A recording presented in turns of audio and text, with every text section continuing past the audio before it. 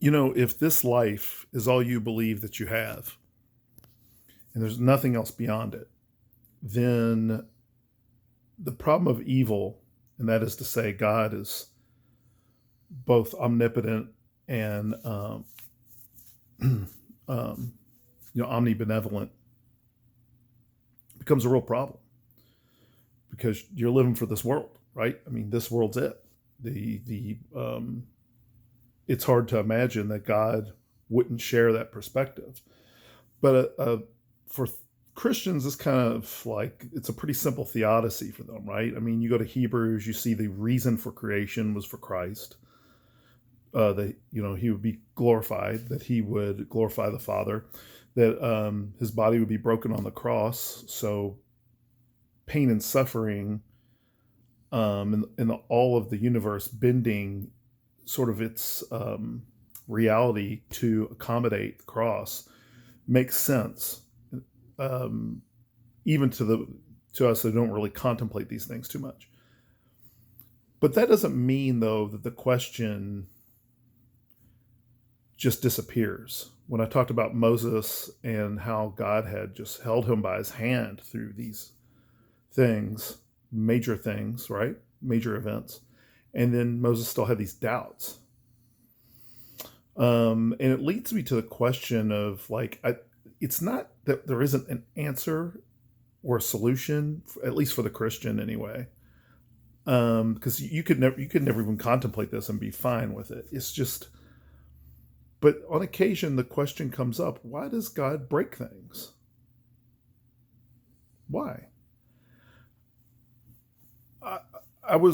We were at in our parts here in Kentucky. There's Catholic picnics. I'm sure they're all over the country, but it's usually in the summer, usually right before school.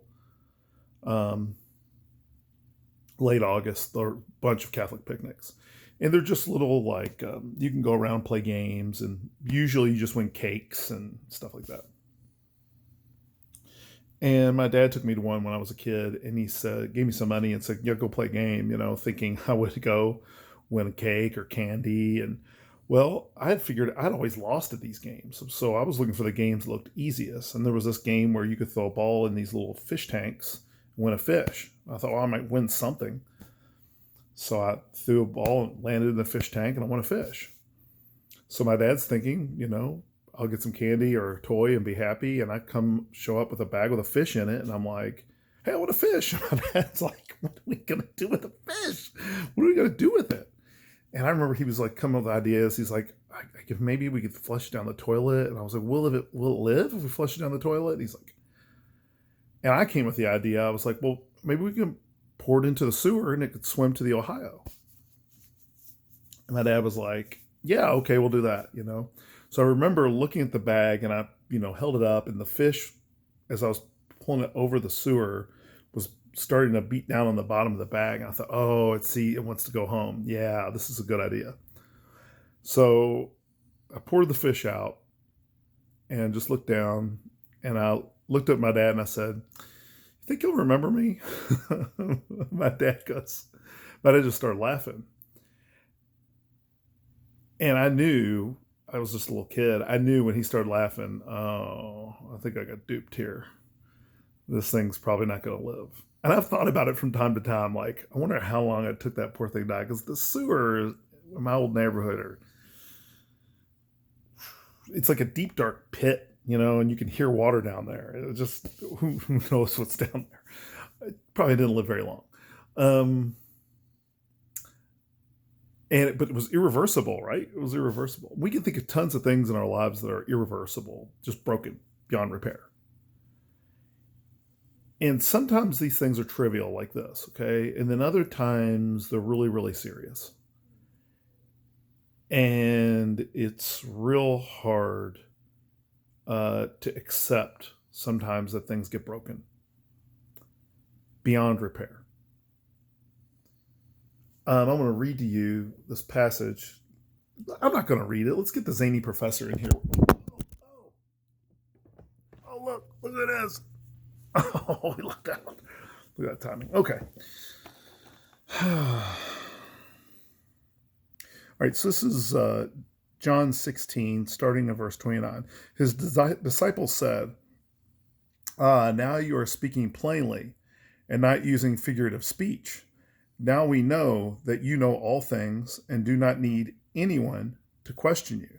This is why we believe that you came from God." This is such an interesting response, right? So they're like, okay, he's now unlocked these mysteries for them. They understand him, they believe him, right? Jesus answered them, "Do you now believe? Behold, the hour is coming. Indeed, it has come, when you will be scattered, each to his own home, and will leave me alone. Yet I am not alone, for the Father is with me. I have said these things to you, that in me you may have peace. In the world you will have tribulation, but take heart, I have overcome the world." So God breaks things, and we as Christians claim that Christ is enough for us. And maybe the difference between Moses and us is the Holy Spirit. And